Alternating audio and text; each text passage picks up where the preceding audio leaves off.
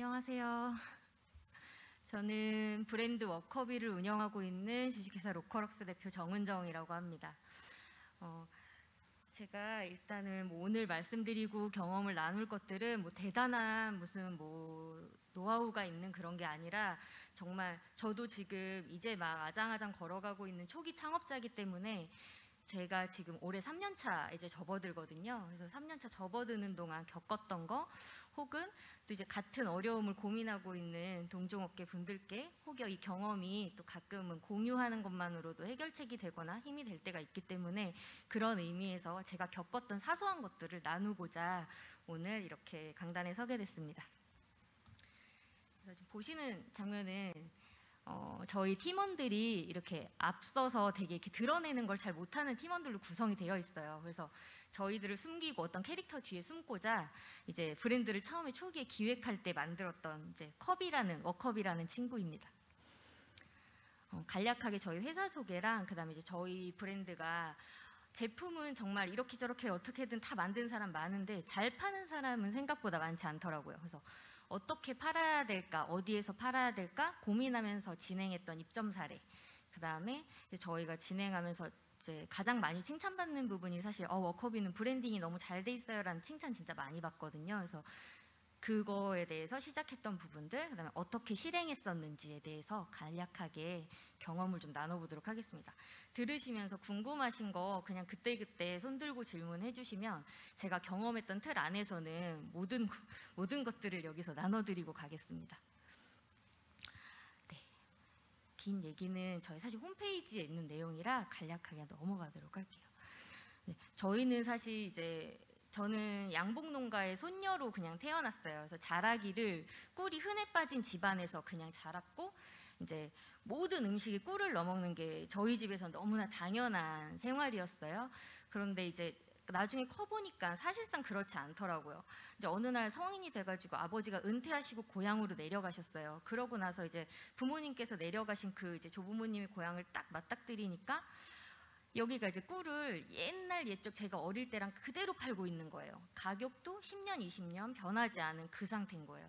근데 이제 소유량은 줄어들고 유통도 잘 안 되고 젊은 사람들은 아예 꿀을 먹지 않는 것들이 제 눈에 되게 보였고, 그래서 이제 양봉업을 열심히 하시던 조부모님들의 일상을 제가 알기 때문에 그 양봉업자들이 갖고 있는 고충과 가치가 얼마나 높은지 저는 그게 좀 잘 판매되지 않고 사람들이 꿀을 등한시하고 하는 것들에 대해서 좀 억울함이 많이 이제 느껴졌어요. 그래서 이거를 내가 이 높은 가치를 좀 잘 전달하고 그다음에 젊은 사람들이 먹을 수 있게 좀 바꿔서 유통하고 싶다라는 거에서 이제 막 마음이 꿈틀꿈틀하기 시작해서 창업을 기획하게 되었고요. 그래서 이제 정말 대단한 노하우를 저희 회사는 가지고 있진 않아요. 정말 그냥 저처럼 혹은 제 친구처럼 꿀을 잘 소비하지 않는 이 타겟에 20, 30대 타겟을 향해서 우리나라의 국내산 좋은 벌꿀을 먹을 수 있게, 기존에 이미 일상생활에서 젊은 분들은 카페 메뉴에서 정말 많은 당을 섭취하고 계시거든요. 그래서 그거를 좀 꿀로 대체해보고자 그렇게 해서 창업을 기획하고 시작하게 되었습니다. 그럼 우리가 이렇게 물건은 이렇게 저렇게 해서 만들겠는데 어떻게 해야 내 제품을 좀 그럴싸한 선반에 올려놓고 들이밀 수 있나 했더니 식품은 해썹이 기본이더라고요. 저희가 시작할 때만 해도 해썹 의무 품목이 아닌 것들이 더 많이 있었어요. 하지만 이제 몇 년 차 지나는 사이에 그 의무 품목도 더 늘어나서 지금은 아마 대부분의 품목이 해썹을 받으셔야 될 거고, 혹은 진짜 내가 제품을 세상에 내놓고자 팔고자 한다면, 유통 채널에 딱 들이밀고자 한다면 의무 품목이 아니더라도 해썹은 하셔야만 경쟁력이 기본 사항으로 생깁니다. 그래서 그거는 꼭 갖추시기를 말씀드리고 싶고, 그다음에 이제 제품은 사실 기획할 때부터 어느 시장 누구한테 팔까를 먼저 정해놓고 시작하시면 조금 더 접근하기가 좋으실 것 같아요. 그래서 보시는 제품은 저희 제품이고요. 처음에는 이렇게 꿀을 이제 만들기 시작한 거예요. 일단은 카페 메뉴에서 제일 잘 나가는 메뉴들을 몇 가지 뽑아서 그래, 스타벅스에서 어떤 메뉴가 잘 팔려, 홈카페 메뉴에서 어떤 것들이 많이 등장해, 계절적인 메뉴로 어떤 청들을 많이 먹어 하는 것들을 좀 추려가지고 그걸 좀 데이터를 분석한 다음에 많이 어필할 수 있는 것들과 조금 특이해서 시선에 사로잡을 아이템들을 뽑아서 제품을 개발했습니다. 제품을 개발하는 단계에서 가을부터 개발을 시작했는데 이제 막 여기저기 막 들이밀어보고 박람회도 가보고 하는데 여름이 딱 되니까 문제점이 발생했어요. 너네들 이거 음료 베이스로 주스에 타먹고 탄산수에 타먹고 간편하게 시럽 대용으로 써라라고 했는데 막상 여름이 돼서 아이스 음료에다 저희 꿀을 싹 넣으니까 안 풀어지는 거예요. 이게 다 꿀이 이제 저온에서 엉겨붙는 특성이 있어가지고 저희가 처음에 세웠던 계획처럼 설탕을 대신해서 맛있게 먹으라는 게 이제 먹히지 않는 문제점이 발생한 거죠. 그래서 그럼 이 문제점 어떻게 해야 되지? 근데 저는 식품을 전공한 사람도 아니고 저희 팀원 중에 그 누구도 식품을 전공한 사람이 없었어서 이렇게 발생한 문제를 뭐 무조건 해결하기란 쉽지 않았어요. 그래서 이제 주변에 고개를 돌리고 전문가들을 찾기 시작하다가 찾아간 곳이 이제 익산에 있는 국가식품 클러스터라는 기관이었습니다. 그곳에 가게 되면 이제 주변에 그냥 가볍게 돌려봐도 다 이학 박사, 공학 박사, 식품을 전공하신 전문가들의 집단으로 구성이 되어 있어요. 그래서 처음에 막무가내 찾아갔습니다. 이제 막 문을 두드리는 거죠. 뭐라도 주겠지 하고 저희가 이런 제품 이렇게 만들었고 이렇게 사업을 실행하고 있는데 이런 걸 좀 해결하고 싶다. 그랬더니 알고 보니까 이제 소개를 해주시는데 클러스터뿐 아니라 지금 이제 군산대학교에서 소개해주실 그 프로그램도 마찬가지고 초기 창업자, 예비 창업자들을 위한 정부에서 제공하는 정말 좋은 다양한 지원 사업 프로그램들이 기관 곳곳에 존재하고 있습니다. 그런 프로그램들을 정말 잘 활용하시면 내가 생각하지 못했던 거, 내가 좀 부족한 전문가의 자문이 필요한 거, 기술적인 자문이 필요한 부분들, 이런 부분들도 제3자 입장을 통해서 검증받고 또 잘 해결받고 도움받을 수 있는 굉장히 메리트 있는 사업들이 있으니까 잘 활용해 보셨으면 좋겠어요. 그래서 저희도 이 꿀이 저온에서 응축되는 이 부분을 개선하기 위해서 나라에서 지원하는 이제 식품 창업랩이라는 프로그램을 통해서 그 문제점을 개선하고 기술력을 좀 확보하게 되었습니다. 그래서 이제 저희 제품 같은 경우는 이제 꿀이지만 꿀의 저온에서의 냉수 용해 속도를 개선한 차가운 물, 얼음물, 차가운 우유에서도 쉽게 풀어지게끔 개선된 제품들을 이제 제품화해서 이렇게 보틀에 담아서 판매하고 있습니다. 그래서 저 꿀을 팔다 보니까 이제 손님들이 막 그런 문제점이 생겼어요. 좀 더 작은 게 있으면 좋겠어요. 선물하고 싶은데 무슨 맛을 골라야 될지 모르겠어요. 이런 게 이제 CS에 맛 추천해 주세요가 너무 많은 거예요. 그러다 보니까 이것도 CS를 좀 줄여야 되겠다. 어떻게 하면 줄일 수 있을까? 저희 팀원 하나가 아예 선물 세트에 맛을 고르게끔 하지 말고 그러면 8가지 우리가 갖고 있는 베스트 맛을 조그맣게 다 넣자. 그래서 고민되는 사람은 선택 안 하고 그냥 살 수 있게끔 만들자라고 해서 나온 게 사진에서 보시는 30g짜리 작은 미니자라는 제품이고요. 그래서 이 미니자 세트를 만들었더니 맛 추천해 주세요라는 CS는 이제 사라지게 됐습니다. 이제 이런 식으로 처음에 기획했던 제품에서 하나씩 이제 판매 데이터를 분석하고 CS를 좀 데이터를 쌓아서 문제점이 나오는 것들을 해결하고자 하나하나 나갔던 것들이 이제 지금은 매출에 많은 도움이 되는 제품들로 출시가 계속 되고 있습니다. 이제 그렇게 해서 물건을 팔다 보니까 이제 문제점이 한 개 더 나와요. 근데 저 회사에 두고서 이렇게 먹고 싶은데 홍삼 스틱처럼 그런 건 없어요? 그렇게 좀 더 간편하면 좋겠어요. 뭐 가방에 넣고 다닐 수 있으면 좋겠어요. 그리고 심지어 이제 1인 가구는 보틀도 너무 커요. 이건 너무 많아요. 뭐 6개월 먹을 것 같아요라는 이제 문의 사항이 또 이제 고객 요구 사항이 생기더라고요. 그러면 우리가 이제 그거에 대응하기 위해서 더 간편하게 스틱형으로 된 더 적은 가구를 이제 소비하기 쉽게끔 하기 위한 미니팩을 만들자 해서 또 그 문제점을 해결하기 위해서 사진에 보시는 바와 같이 소용량의 미니팩 제품을 개발하게 됐습니다. 사실 식품은 이 패키지가 정말 중요한 것 같아요. 어떤 똑같은 하나의 제품을 만들어 놓고도 여러 가지 다양한 소비자의 니즈에 맞는 형태로 포장도 잘 해야 되지만 사실 저희 같은 소기업은 이 포장기기들이 정말 비싸거든요. 포장기기가 비싸고 포장재를 맞추는데도 또 부담이라서 그런 거에 되게 신중할 수밖에 없다 보니까 처음에 하고 싶은 게 10가지시라면 그중에 가장 작은 단위인 돈이 가장 적게 드는 걸 하나를 먼저 선택하셔서 해보신 다음에 이웃단에 문제가 발생하는 것들을 하나씩 적용하시다 보면 충분히 원하시는 라인업을 구축하실 수 있으리라 생각합니다. 그래서 저희가 지금 여기 보이시는 파트너사들은 창업하고 3개월 이내에 계약을 한 업체들입니다. 유통사입니다. 근데 창업하고 3개월 이내에 사실 저희가 마땅한 사실 매출이랄 것도 없었어요. 근데 어떻게 이렇게 짱짱한 간판을 가진 파트너사를 얻게 됐을까요? 사실 그때는 코로나가 이렇게 심하지 않아서 마스크를 착용하지 않은 채로 박람회가 진행되던 그 마지막 박람회에 저희가 참가를 했었는데요. 그 박람회 또한 저희가 이제 정부에서 지원해주는 지원 사업, 뭐 예를 들면 초기 창업 패키지 같은 경우도 그런 박람회 지원이 가능한 걸로 참여가 가능한 걸로 알고 있는데, 그 박람회에 저희가 이제 시제품을 가지고서는 참가를 하게 됐어요. 그래서 물건을 이제 180짜리 조그만 테이블에 물건을 막 세워두고 나름의 팜플릿과 명함을 막 해놓고 물건을 이제 홍보하기 시작했어요. 근데 그 박람회 나가는 거를 준비하기까지 저희가 가장 혼신을 기울였던 게 딱 2가지가 있는데, 그 중에 하나는 박람회 가서 명함 주고 인사하면 이 사람들이 인터넷에 우리 거 쳐볼 텐데 제대로 된 판매 데이터나 리뷰도 없고 그럼 뭘로 어필할래? 이 사람들 뭘 보여줄래? 뭐 박람회장에 서서 한 사람 한 사람한테 제 얘기를 막 이렇게 막 구구절절 다 할 수도 없잖아요.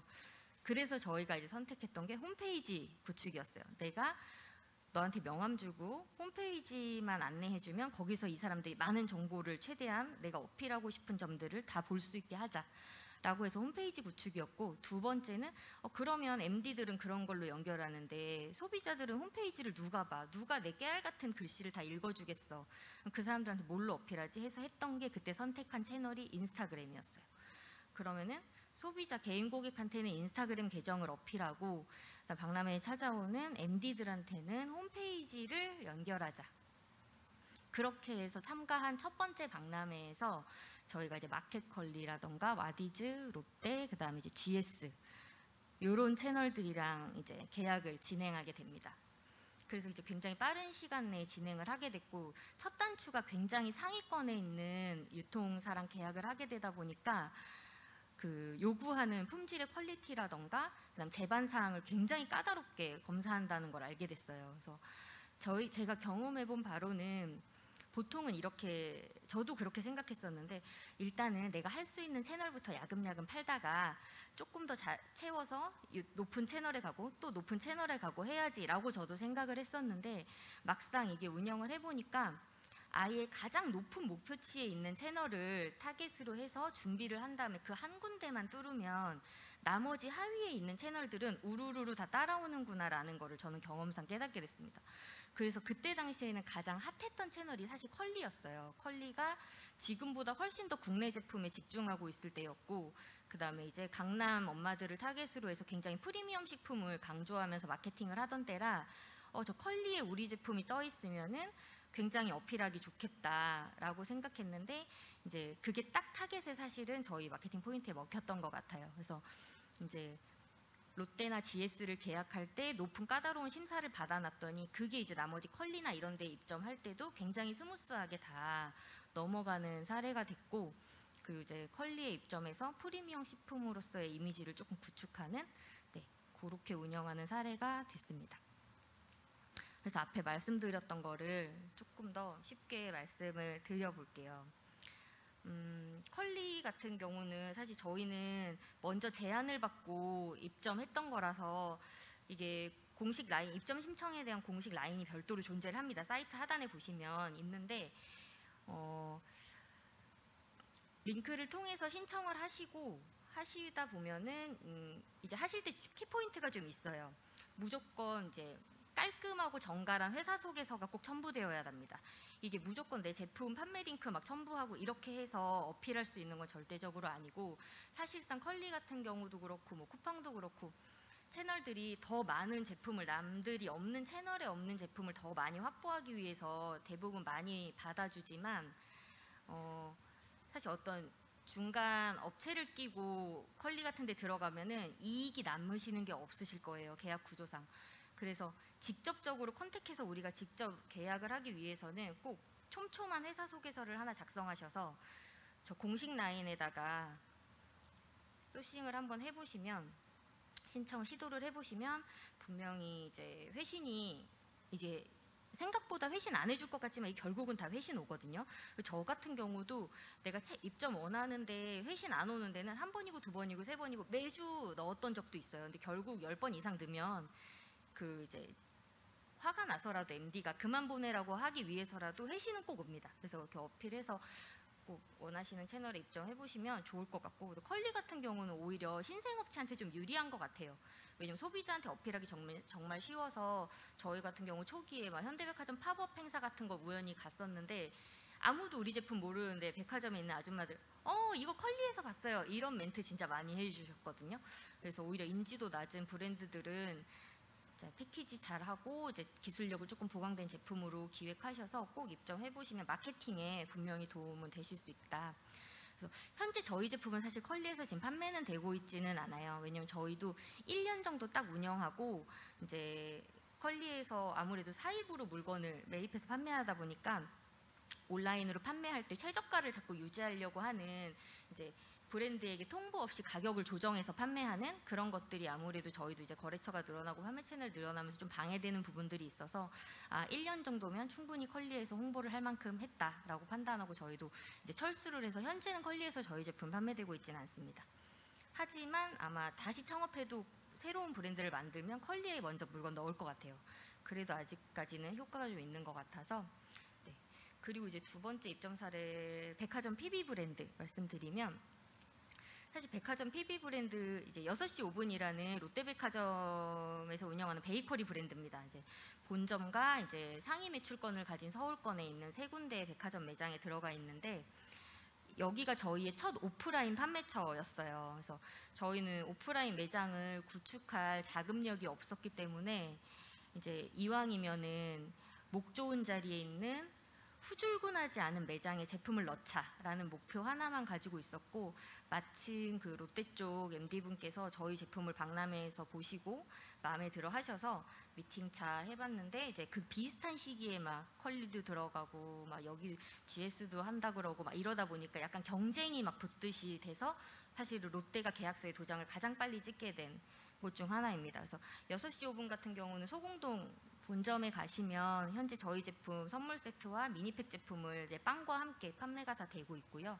그다음에 이렇게 사실 백화점 PB 브랜드에 들어가면 저희 같은 경우 제가 혜택을 받던 게 꼭 이 매장에서 판매되는 것뿐 아니더라도 이 롯데백화점 매장에서 판다는 이 말 한 문장이 고객한테 엄청난 신뢰도를 주더라고요. 예를 들면 지금 워커비 제품 빨리 구매하고 싶은데 오프라인 매장 어디 있어요? 어디 가면 할 수 있어요? 롯데백화점으로 가세요가 가능하게 되는 거죠.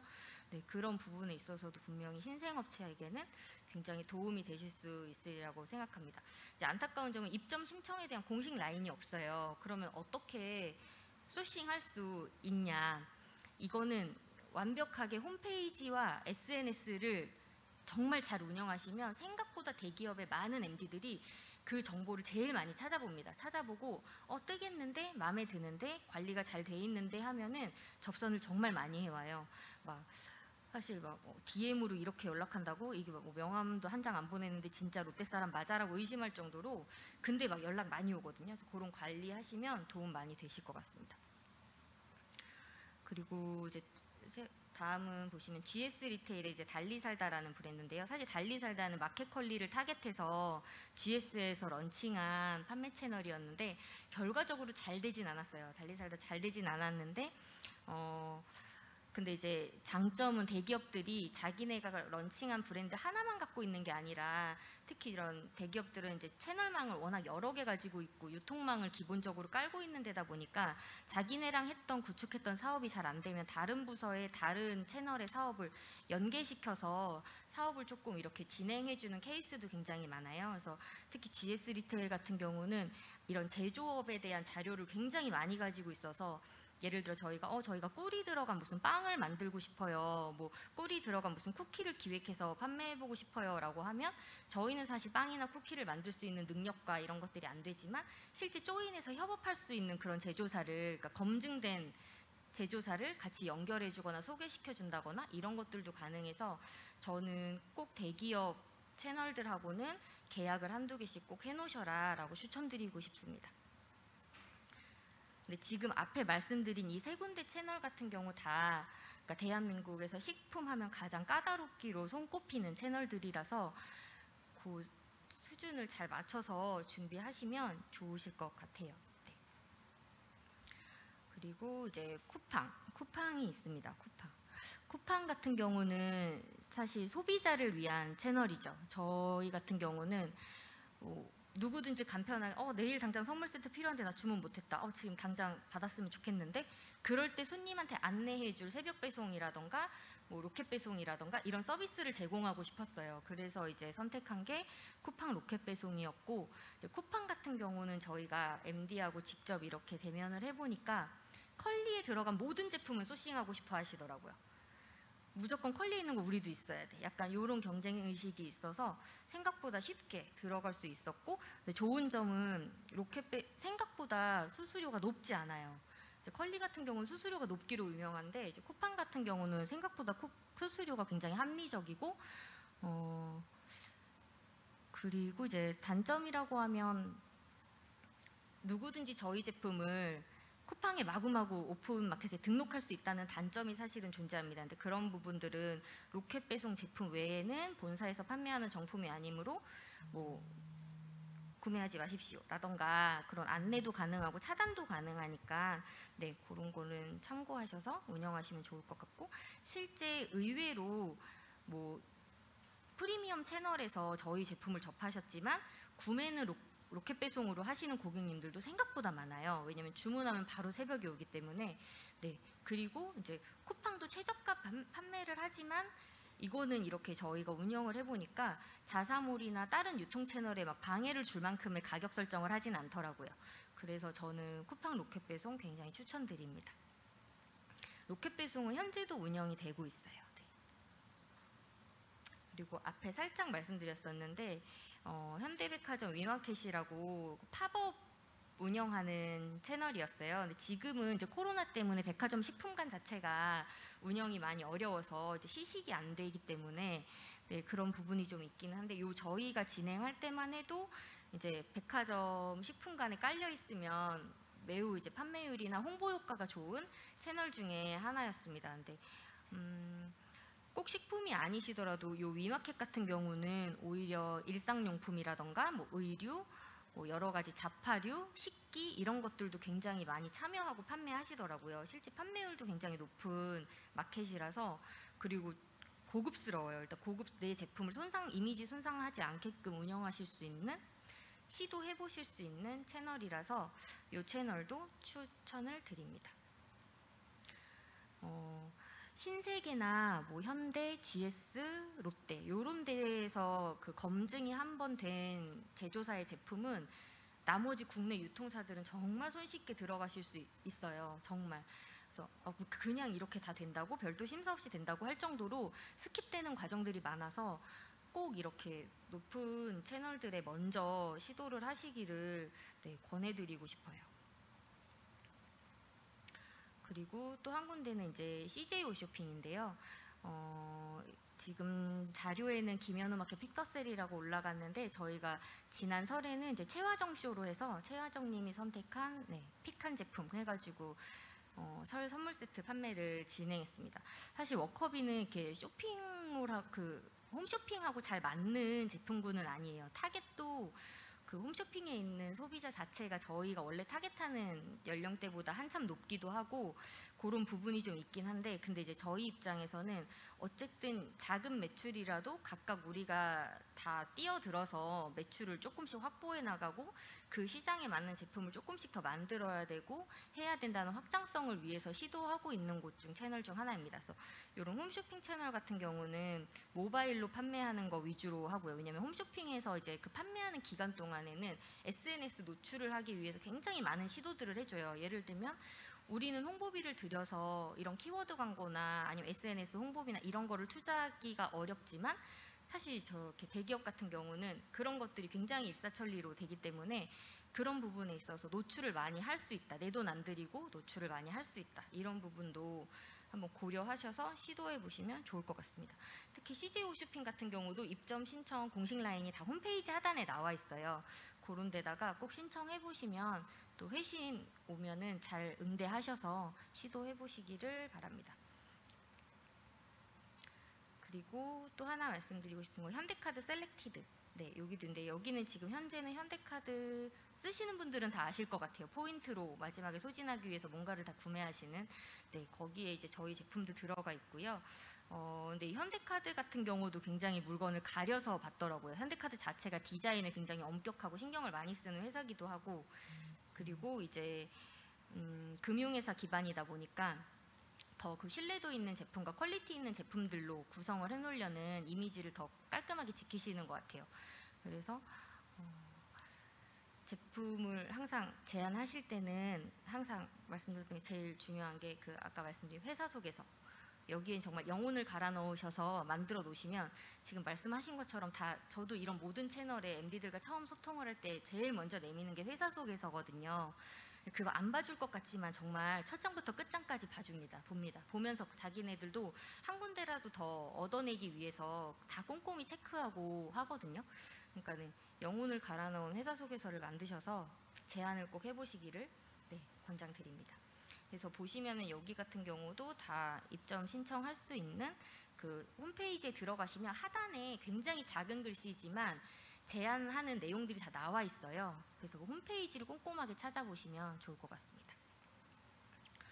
그래서 앞에 많이 말씀드렸는데 사실은 저희 지금 요 채널들 말고도 뭐 많이 있어요. 뭐 최근에 저희 이제 컨택됐다가 안 들어간 뭐 컨비니라는 채널도 있고, 근데 컨비니 같은 경우는 저희가 한번 진행을 하려고 보니까 만약에 우리 회사가 홍보 영상이 없다, 홍보 영상 만들 돈도 없다, 근데 약간 영상 소스는 좀 필요할 것 같아 하면 컨비니 같은 채널 한번 컨택해 보시는 것도 좋아요. 왜냐면 컨비니는 회사 속에 관련된 홍보 영상을 만들어주면서 그걸로 홍보를 해서 브랜드를 런칭시켜요. 자체 채널에.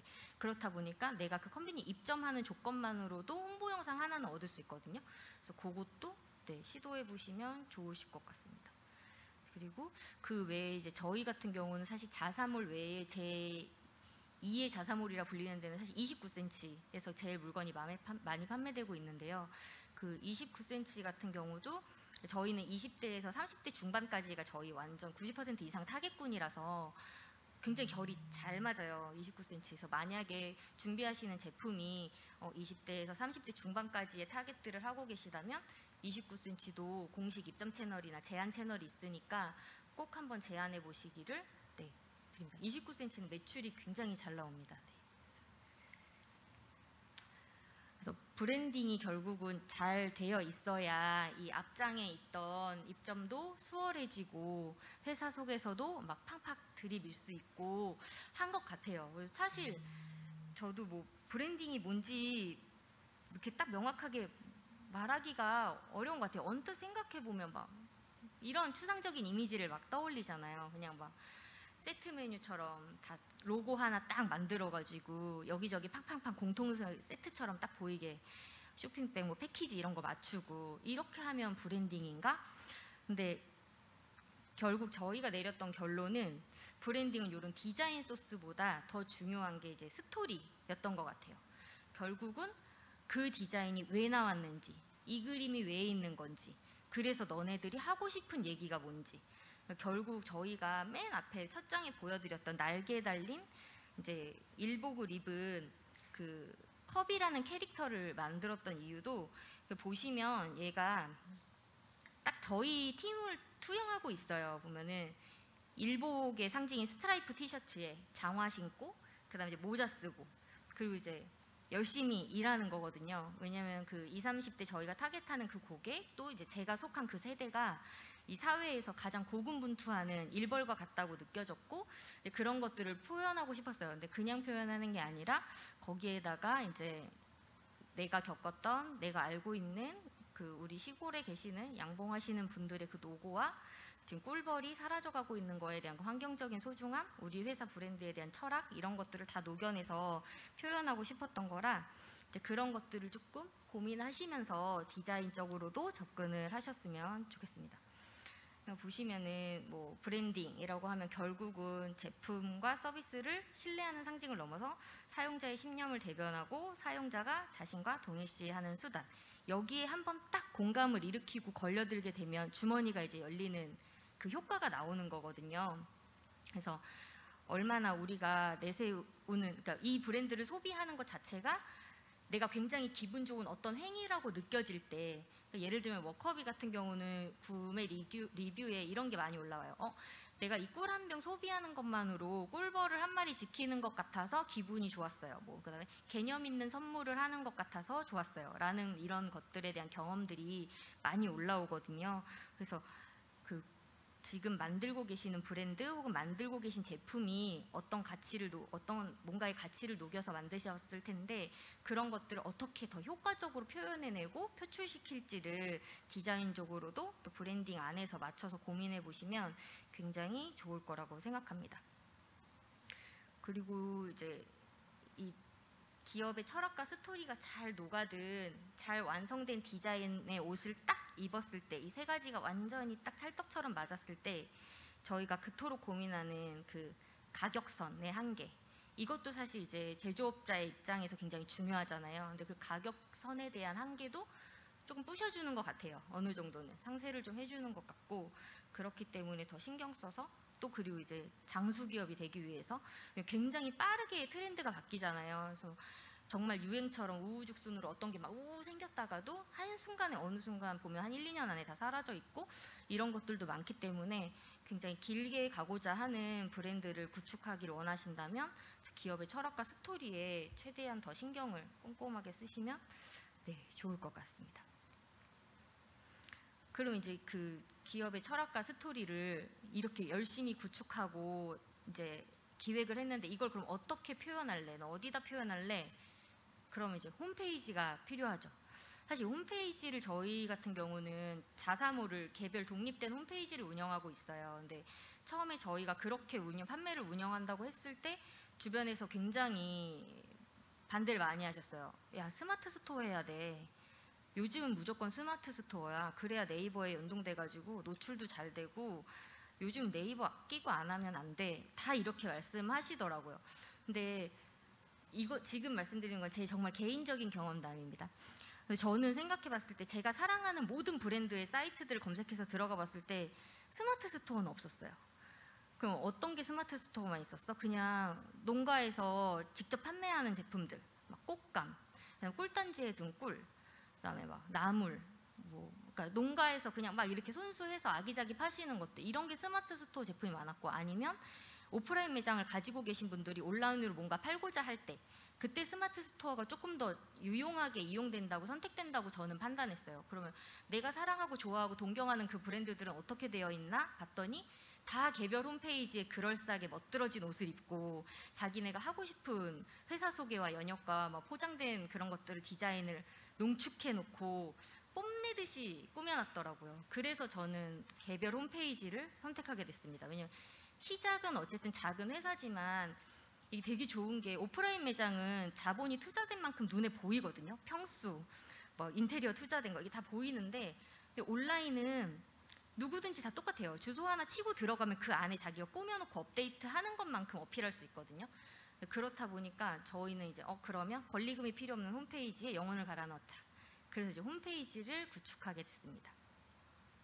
네, 홈페이지가 제가 이제 요 워커비 로컬웍스를 창업하기 전에 20대 초반에 학부 때 쇼핑몰, 여성 의류 쇼핑몰을 운영했던 경험이 있어요. 용돈을 좀 벌어보고자 한번 시도해봤었는데, 그때 제가 카페24를 한번 사용을 해보면서 학을 띄고 이제 저는 뛰쳐나왔던 경험이 있어요. 왜냐면 저는 일단은 코딩에 키읔도 모르고, 그 다음에 이제 웹 디자인 작업은 해본 적도 없고, 그렇다고 끼케야 뭐 포토샵과 약간의 일러스트 정도가 단데, 카페24는 제가 들어가서 실질적으로 편하게 운영하고 업데이트하기에는 굉장히 제약이 많더라고요. 물론 지금은 많이 기술적으로 개선된 점도 있고, 그 심지어 카페24만의 굉장한 메리트도 사실은 많이 있어요. 왜냐면 뭐 영어, 중국어, 일어 등의 뭐 이렇게 자동 번역 시스템이라던가, 뭐 그리고 이제 판매 데이터나 이런 것들을 분석해서 주는 그런 자료라던가 굉장히 좋은 점도 많지만, 저는 일단 가장 불편하게 느껴졌던 게 시시때때로 옷을 바꿔 입혀야 되는 게, 매번 웹디자이너랑 연락을 해서 설정을 해야 된다는 것 자체가, 뭐 조그만 버튼 하나 바꾸는데 맨날 5만 원, 3만 원 이렇게 되는 것 자체가 관리에 굉장한 불편함이라고 생각돼서 사실상 저는 카페24를 안 하고 다른 호스팅을 현재 사용하고 있습니다. 근데 이제 앞에 카페24를 먼저 보여드린 이유는 이게 제일 많이 사용하시는 대표 호스팅이에요. 그래서 아마 네, 가장 많이 권장도 받으실 거고 실제 어렵지 않던데? 라고 하시는 분들도 계신데 개인적인 견해입니다. 저는 굉장히 어려웠어요. 네. 그래서 근데 제일 중요한 점은 모바일 기반으로 관리가 쉽도록 하시기를 권장드려요. 저희도 지금 판매 데이터나 접속 데이터를 이렇게 보면은 85% 이상이 모바일 접속자거든요. 그러니까 실제 PC 접속자는 비중이 높지 않은 거죠. 그렇기 때문에 이게 모바일에서 보여지는 거랑 PC에서 보여지는 거랑 형태 자체가 웹페이지가 자동 호환은 다 되지만 다르기 때문에 그걸 고려해서 홈페이지를 작업하셔라. 네, 그렇게 말씀을 드리고 싶습니다. 그리고 우리는 조금 더 짱짱한 홈페이지를 만들겠어 라고 하시면 위사도 많이 하시는 것 같아요. 여기 이제 완전 독립형 쇼핑몰이고 대신에 이제 구축하는데 비용이 더 많이 듭니다. 하지만 기능이나 이런 디자인에 제약이 없어요. 원하시는 모든 거를 다 담을 수 있고, 네. 하지만 저희는 이것도 이제 비용이 창업 초기에 비용 부담이 돼서 저희는 더 저렴한 호스팅으로 달려갔습니다. 지금 이제 보시면 메이크샵 이것도 많이 사용하시고 굉장히 저렴해요. 굉장히 저렴하고 이거는 뭐 정말 중학생도 할 수 있는 네. 그런 수준. 하지만 저는 이거 메이크샵 선택 안 하고 저희는 이제 식스샵이라는 거를 선택했어요. 앞에 보신 이제 뭐 고도몰도 있기는 한데 저는 개인적으로 식스샵 선택했던 게 일단 그냥 쉬워요. 쉽고 이미지를 이렇게 그때그때 디자인을 바꿔서 옷 갈아입히기가 굉장히 쉬웠고 근데 이제 단점도 사실 굉장히 많아요. 그 디자인적으로 옷을 갈아입히기는 너무나 쉽지만 그게 다예요. 나머지 그 외에 여러 가지 데이터를 준다거나 분석을 해준다거나 뭐 세세한 구매 기능에 있어서 여러 가지 복합적인 기능을 제공한다거나 하는 것들은 이런 걸 추천했어 라고 욕하실 수도 있어요. 하지만 저는 일단 소비자한테 보여지는 게 제일 중요하고 홈페이지 멈춰 있으면 안 된다라고 생각하는 그 부분이 가장 중요해서 저희는 현재 식스샵을 사용을 하고 있습니다. 그래서 사용하시면 홈페이지는 굉장히 뭐 메이크샵이나 식스샵 같은 경우는 5분, 10분 만에 막 만드실 수 있어요. 만들기는 쉽고 이제 다만 만드실 때 좋은 이미지를 좀 사용하셔야 되는 거. 네, 그런 부분이 있습니다. 그래서 이제 홈페이지 만들려면 사실 제일 먼저 필요한 게 사진이거든요. 사진.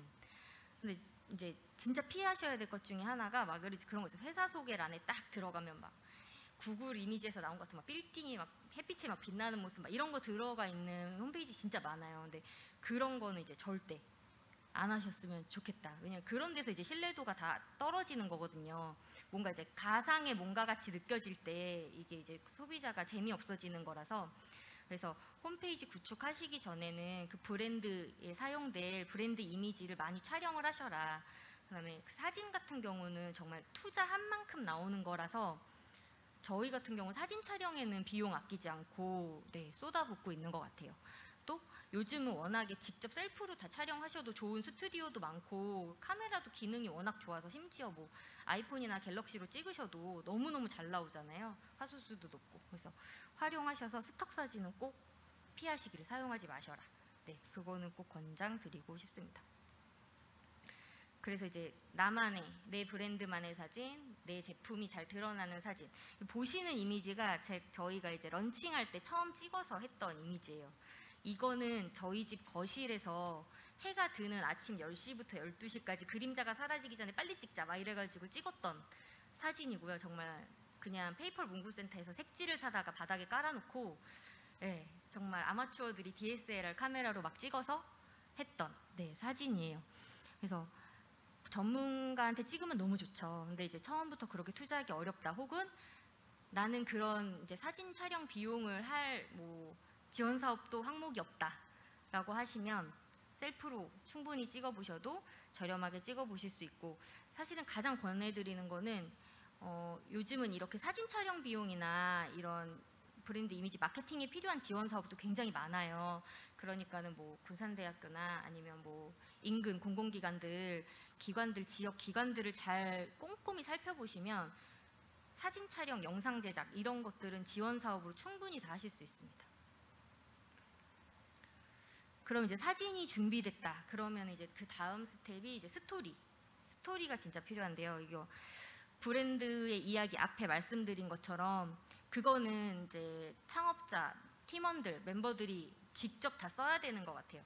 이게 저희도 사실 그런 경우가 몇 차례 있어서 법적으로 이제 제재하고 걸러내기는 했는데, 가끔 내가 어떤 좋아하고 샘플 삼은 홈페이지나 이런 데서 마음에 드는 거를 설명이나 문구나 이런 텍스트들을 쓱 긁어와서 주어만 조금 바꿔가지고 사용하신다거나 이런 것들이 있어요. 근데 이게 텍스트나 내용은 이거 글쓴이가 본인이 쓴 사람은 아무리 바꿔도 그 뉘앙스와 어감을 한 번에 다 알기 마련이거든요.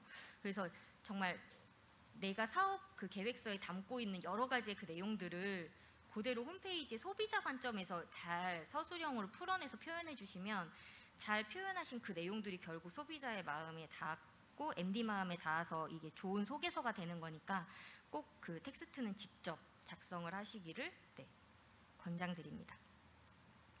그리고 이제 좋은 글도 넣었고 좋은 이미지도 넣었고 홈페이지 잘 만들었다. 그럼 이제 그 다음 스텝은 연계.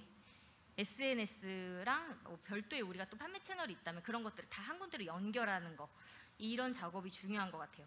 그래서 저희 같은 경우도 SNS에서 홈페이지로 넘어오게끔 쇼핑 탭을 연결하고 있고, 또 저희 홈페이지에서도 각각 저희가 판매하는 타 유통사들에 대한 그런 판매처들을 다 링크로 연동하고 있거든요. 이런 정보를 같이 안에서 이게 뱅글뱅글 돌 수 있게 연결하는 거, 이게 판매율을 다 높이는 것 같아요. 왜냐면 손님에 따라서 어떤 사람은 자사몰에서 사기를 좋아하는 사람이 있고, 어떤 사람은 또 타 채널, 자기가 미리 가입돼 있는 그런 채널에서의 쇼핑을 선호하는 사람들도 있어서 다양하게 구축해 놓고 연동을 다 시켜 놓으면은 판매율에 조금 더 도움이 되실 수 있습니다. 그리고 이제 연동까지 다 했다라고 하면 이제 여기서 끝이 아니라 이 다음이 이제 마지막, 이게 제일 중요한 부분이에요. 지속적인 업데이트 관리. 만약에 진짜 잘 만들어 놨는데 이거 6개월 동안 변화가 하나도 없다. 게시판에 테스트 중입니다. 이런 글 하나 딱 올라가졌다. 이러면 이제 이 앞에 게 다 허사가 되는 거예요. 저희 같은 경우는 그 홈페이지 메인 창에 SNS 채널을 연동해 놨어요. 그래서 그 메인 창에 올라오는 SNS는 무조건 주 3회 월수금으로 업데이트가 됩니다. 그러니까 홈페이지 자체가 SNS 업데이트만으로도 주 3회가 업데이트돼서 이미지가 변환될 수 있게끔 설정을 해뒀고, 그리고 예를 들면은 공지사항, SNS에 올라가는 정보는 무조건 홈페이지 게시판에도 공지사항에도 끊임없이 업데이트가 지속적으로 될 수 있게. 왜냐면 이게 손님이 이게 내가 보지 않은 어떤 탭에 딱 들어가서 눌러봤을 때 여기가 관리되지 않는 느낌이 있다, 멈춰 있는 것 같다, 지난 추석 안내글이 아직도 지금 설이 지났는데 올라가져 있다, 이러면 여기서부터 실망 포인트가 또 생겨요. 그래서 이런 것들을 지속적으로 관리할 수 있게끔 하자. 그래서 할 일이 너무 많죠. 이것도 지원 사업이 있습니다. 요즘은 그 디지털 청년 지원 사업이라 그래서 이것도 각 지자체에 보시면, 검색해 보시면 이런 SNS 채널 관리나 온라인 업무를 지원해 줄 수 있는 청년을 이제 고용하는 데 드는 비용을 많이 이제 지원해 주는 사업들이 있어요. 요것도 꼭 활용하시면 SNS 관리를 한 명을 지정하여 맡길 수 있다. 그렇게 추천을 드립니다.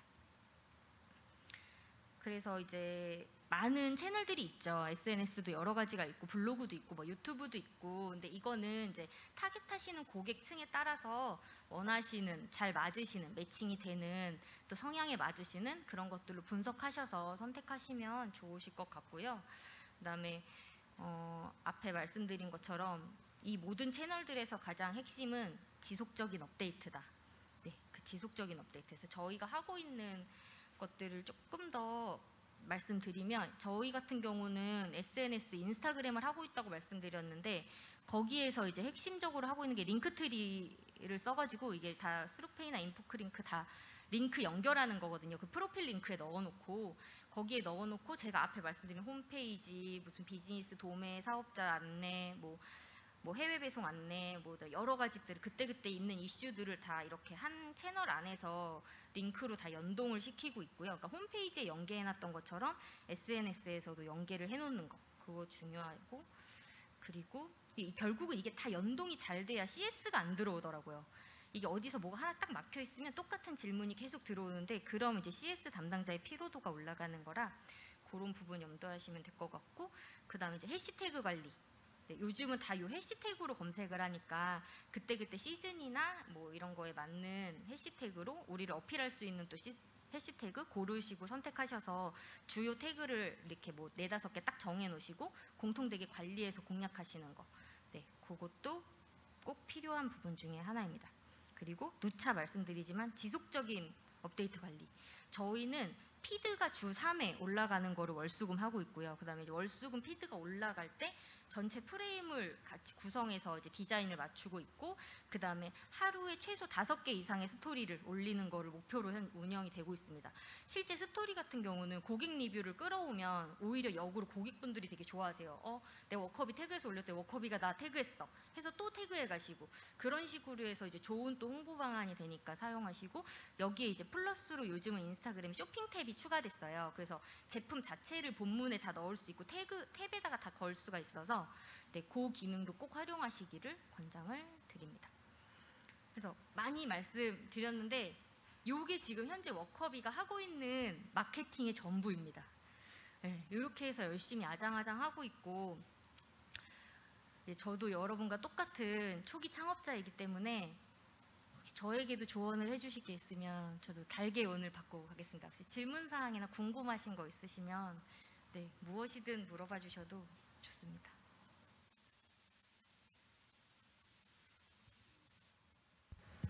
네.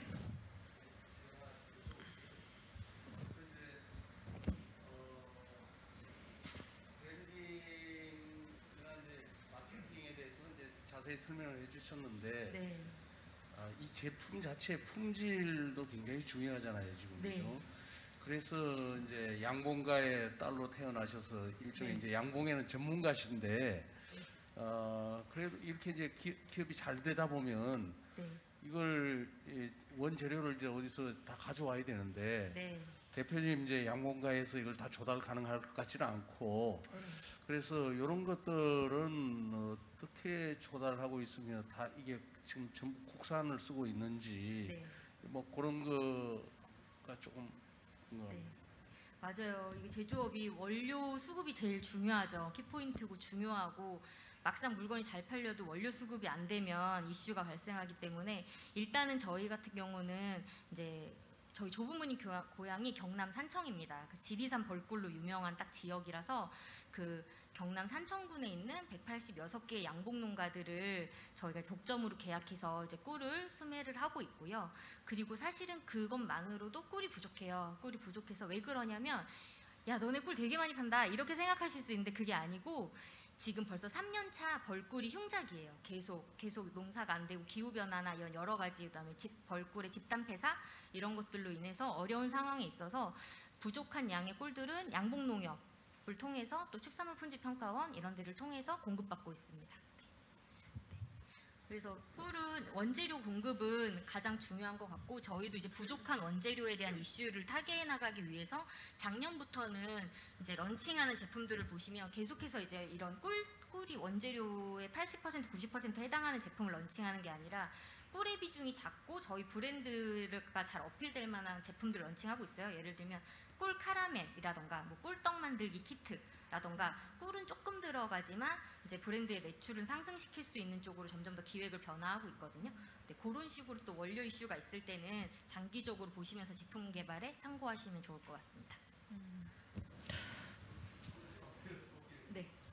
그 이제 지금 이제 커비 브랜드는 대단히 알려졌고 이제 일종의 성공을 나름대로 하고 계시는데, 이게 이제 계속 요 제품으로만 가져가실지 우리가 아니면 뭔가 하여튼 좀 이제 벌꿀이 아닌 다른 식품이라든지 아니면 뭐 또 아예 식품이 아닌 것으로도 얼마든지 또 화장품 이런 데도 나갈 수 있잖아요, 지금. 그죠? 그래서 혹시 이런 데 대해서 계획을 가지고 계신 게 있으신지. 이게 하고 싶은 게 너무 많죠. 근데 이게 꿀이 정말 여기저기 찰떡같이 잘 붙어요. 꿀은 헬스케어에도 사실 잘 붙는 건강식품이나 그런 약용식 작용을 하는 것들도 많고, 그다음에 또 꿀은 뭐 바디용품이나 이런 쪽으로도 잘 붙고, 심지어 뭐 이제 여러 가지 분야에 뭐든지 뭐 꿀호떡, 꿀빵, 꿀음료 이런 식으로 심지어 숙취 해소까지 붙을 수 있는 분야가 정말 무궁무진해서 저희는 현재 이제 올해 계획은 헬스케어 라인으로의 진출을 계획을 하고 있습니다. 이제 하고 싶은 거 많아서 다 해볼 때까지는 이 꿀 카테고리를 놓기 어려울 것 같아요. 네.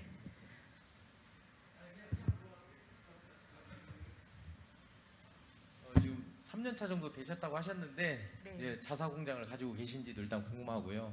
두 번째로 인원은 몇 명이며 올해 작년에 매출을 얼마 정도 하셨는지 올해는 몇 퍼센트 성장으로 해서 얼마 정도의 이제 매출을 이제 목표로 하시는지도 궁금하고요. 두 번째로 뭐 이거와 다른 기타 자매품이 물론 나오겠지만 이제 방금 이제 단장님 말씀하신 것처럼 그런 거에 대한 생산 시설이나 아니면 자동화 생산 라인을 구축하실 계획이 있으신지 또는 해외 판로에 대한 고민을 하시는지가 좀 궁금합니다. 네, 일단은 자사 공장은 저희가 창업 아예 처음부터 계획한 게 저희는 오프라인 매장이나 이런 거보다 자사 공장을 선택해서 투자를 했고요. 공장에 투자를 해서 처음부터 자사 공장에서 제품을 생산했고요.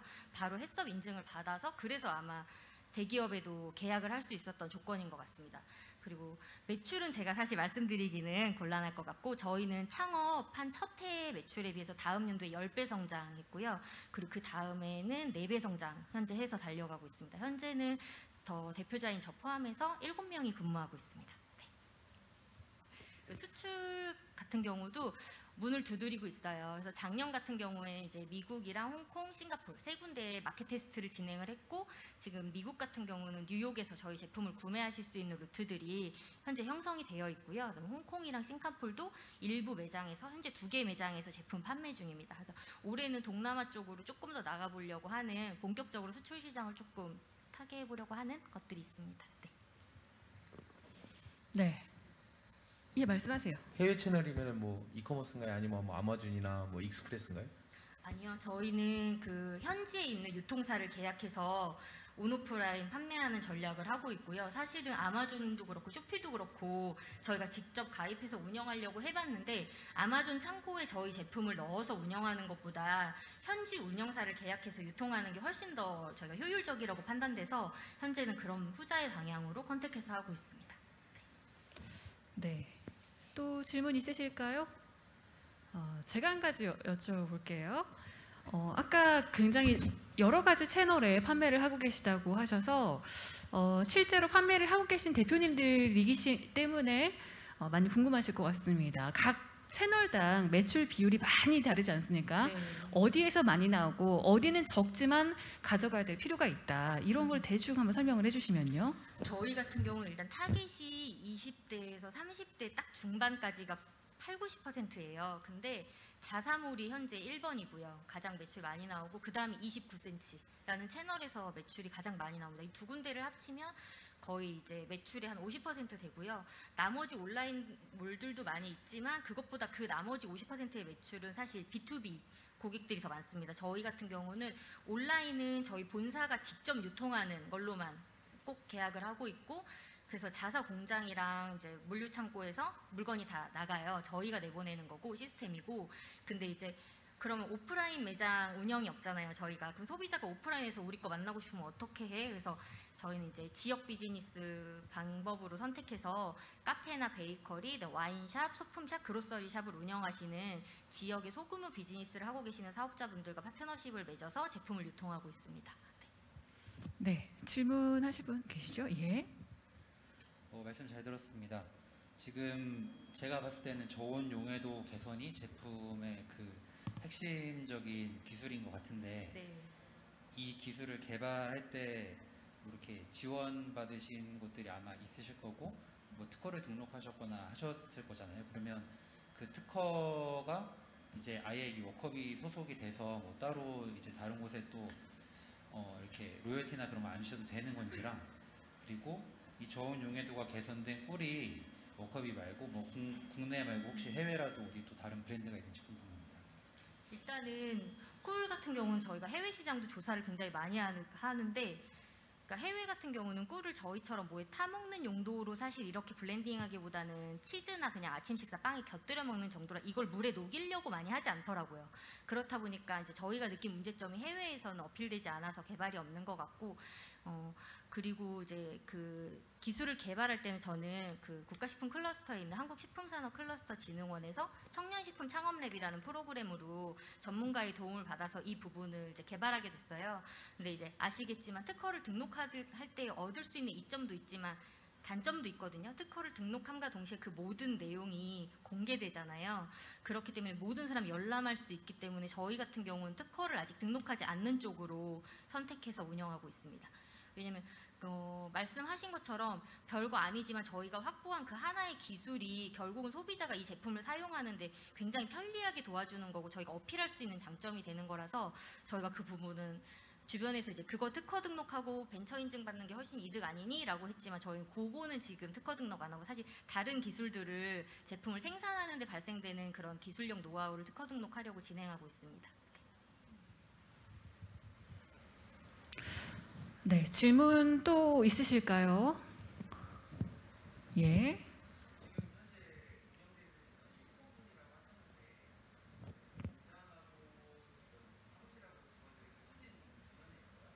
네, 저희는 그 디자인을 전문적으로 하는 전문 인력이 한 명 있고, 그다음 회계 재무, 그다음에 이제 경영 지원, 그다음 나머지는 생산 인력으로 구성되어 있습니다.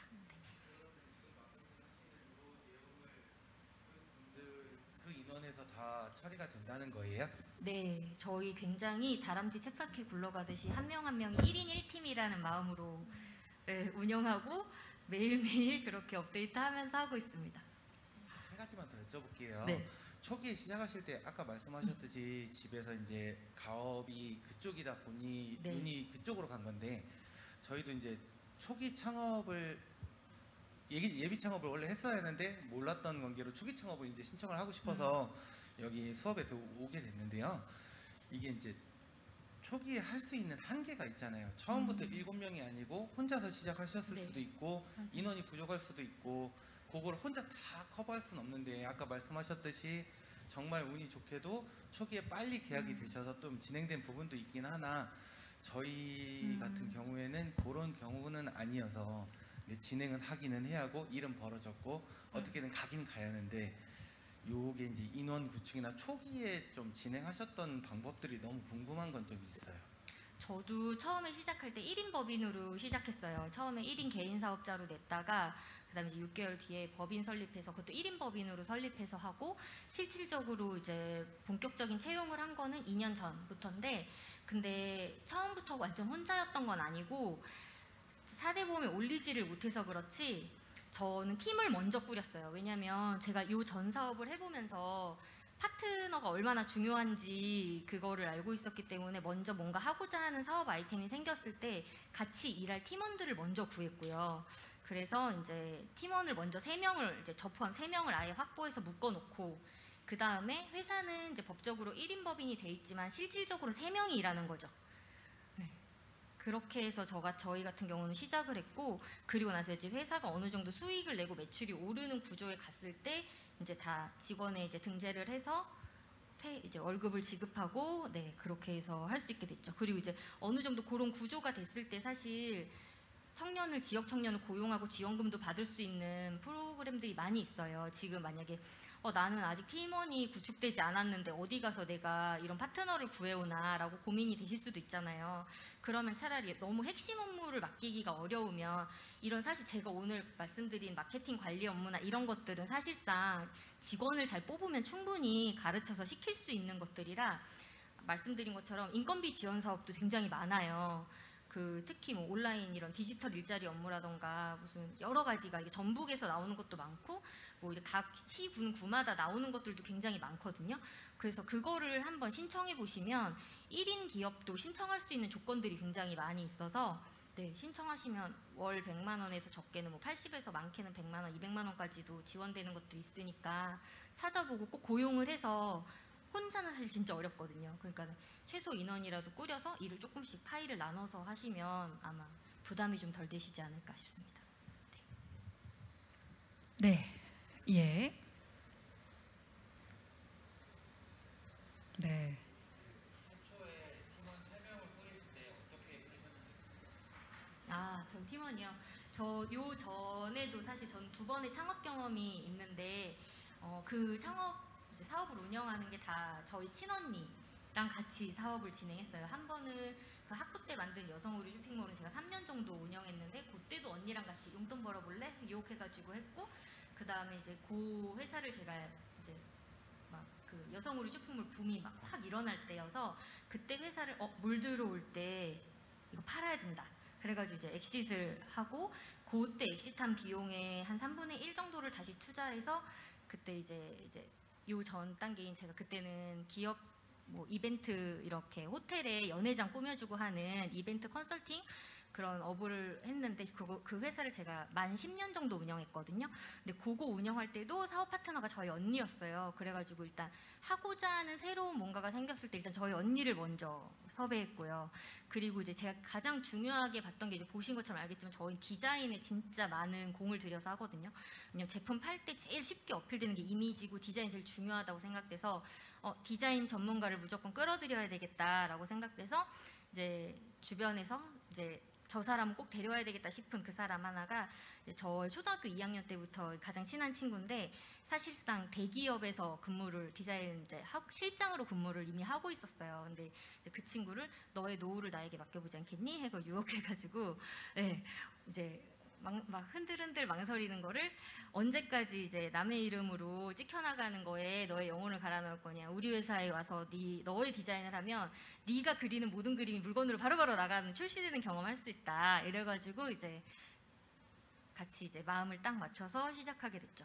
근데 그 파트너를 빨리 만드는 거가 이 팀의 그 시너지와 에너지를 많이 내주는 것 같아요. 왜냐면 초기에 막 매출이 한 번에 확 일어나는 게 아니잖아요. 굉장히 힘든 시간이 많기 때문에 그거를 어쨌든 그 돈을 안 받으면서 버텨내야만 이게 회사가 살아가잖아요. 그래서 저도 마찬가지, 저희 그 이제 파트너인 두 분도 마찬가지지만 정말 페이를 받지 않고 계속해서 열심히 일을 하고 다져서 결국은 이제 조금씩 나아지고 이제 직원을 고용할 수 있는 단계까지 간 거라 초반에 내 그 이 아픔과 이것들을 함께 해줄 동지, 그 다음에 힘을 같이 낼 수 있는 팀원들을 빨리 구축하시는 게 무엇보다 중요하다고 생각합니다. 네, 저도 한 가지 질문을 또 드려볼게요. 중간에 조금 지금 이야기를 나누기에 좀 이른 단계라는 생각이 들긴 하지만 최종적으로 다들 목표하는 부분일 거라는 생각이 들어서 중간에 엑싯에 대해서 이야기를 해주셨어요. 근데 나도 언젠가는 기업을 키워서 엑싯해야겠다라는 마음들이 있으실 거거든요. 근데 거기에 대해서도 좀 간략하게 어떤 과정을 통해서 엑싯하셨는지, 충분히 마음에 드는 정도의 보상을 받으셨는지 이런 부분도 조금 궁금해요. 사실은 그 처음에 경험했던 그 쇼핑몰을 엑싯한 거는 그 정말 적은 금액이었어요. 근데 저희가 이제 월 매출 한 500에서 700 정도가 꾸준히 나오는 여성 의류 쇼핑몰이었고 그때 당시 너무 붐이 일어서 시작하고자 하시는 분들한테 이제 어떻게 운 좋게 할 수 있는 기회가 있어서 정말 작은 금액에 엑싯했고, 그리고 이제 두 번째 회사는 사실상 이제 그런 디자인이나 기업 뭐 행사 컨설팅하는 회사들이 매장이 밖에 나와 있는 구조가 아니기 때문에 권리금도 없고 실제 그렇게 판매되는 경우가 없는데, 저희 같은 경우 서울 시내 워낙 이제 대형 호텔들과 모두 다 계약이 되어 있었어서 운 좋게 어떻게 이제 회사를 넘길 수 있는 계기로 돼서 이제 잘 엑싯하게 됐거든요.